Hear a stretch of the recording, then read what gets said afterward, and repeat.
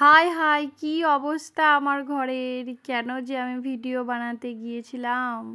দেখো বন্ধুরা, আমি একটু ভিডিও বানাতে গিয়েছিলাম আজ, আমি আর আমার বর। তারপরে আমার অবস্থাটা দেখো। ভালো হয়নি। কি করলো বলো?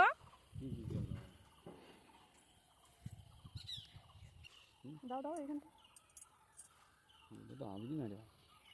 কি যা ইচ্ছা করলে তুমি? যা ইচ্ছা করে দেয়। ওকে বলেছিলাম প্রথমে আমার গালে একটু আবির দাও, কিভাবে দিয়েছে তোমরা দেখলে তো।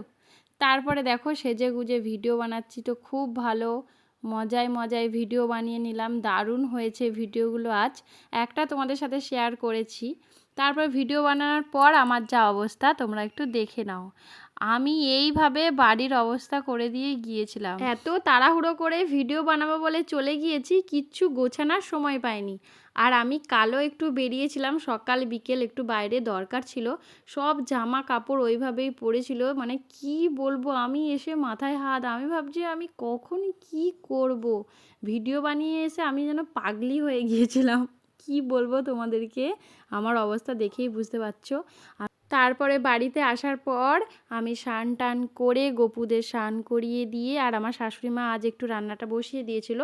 তারপরে আমি এসে মুড়ির খাবারটা করে মুড়ি খেয়েছি 11টার সময়। তার গপুদের স্নান টান করিয়ে দিয়ে ওদেরকে সেবা দিয়ে মুড়ি টুড়ি খেয়ে তারপরে কাচাকুচি করে তারপরে আমি সব গুছিয়েছি দেখো। তারপরে আমার কাকিমা এসেছিলো একটা, আমাকে একটু সাহায্য করেছিল সাজার জিনিসগুলো গোছানোর জন্য। এক জায়গাতে সব ভিডিও করার সাজার জিনিস রেখে দিয়েছি, আর এক জায়গায় টুকটাক বিয়েবাড়ি যাওয়ার জন্য রেখে দিয়েছি। তিনি তারপর চলে গিয়েছে, যেহেতু দুপুর হয়ে গেছে। এখন বাজে 3টে, এখন আমার গোছানো শেষ হলো। আমি এখনও ভাতও খাইনি, এই যে খেতে যাব এবার ভাত।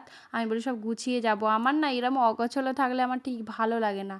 ওই জন্য আমি কি করেছি, আগে সব কিছু গুছিয়ে নিয়ে এই ভিডিওটা একটু এডিট করে নিলাম। এটা তো একটা ছোট্ট ভিডিও তোমাদের সাথে শেয়ার করছি।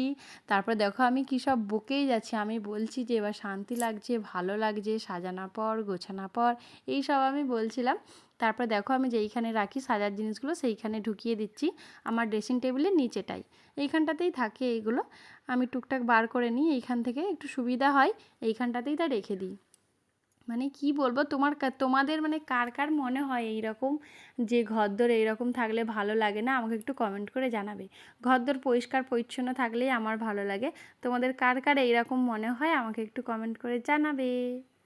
তাই এখনও ঝাড়ু দেবো, এতটাই নোংরা হয়ে গিয়েছে, সব চুল টুল কিনায় কি হয়েছে আমার মেঝেটা, তোমাদেরকে কি বলবো।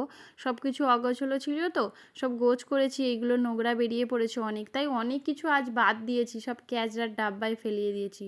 অনেক কিছু নিই না আমি, মানে কদিন ভর গোছাবো গোছাবো করছি, গোছানো আর আমার হয়ে ওঠে না। আমি ভিডিও বানাই আর ঢুকিয়ে দিই যা ইচ্ছাভাবে। কি বলবো তোমাদেরকে, মানে একভাবে যে গুছিয়ে রাখবো সেটা হয় না। আমার মেজো দিভাই এসেছিলো, ওর সাথে একদিন এমনি আমার ড্রেসিং টেবিলটা গুছিয়েছিলাম, কিন্তু এইসব কিচ্ছু গুছাইনি। আর আমি দেখো বলছিলাম যে সব কিছু গোছানোর পর আমার অবস্থা এটাই বলছিলাম। এবারে দারুণ একটা শান্তি মনে হচ্ছে। এই ভিডিওটা এই পর্যন্তই।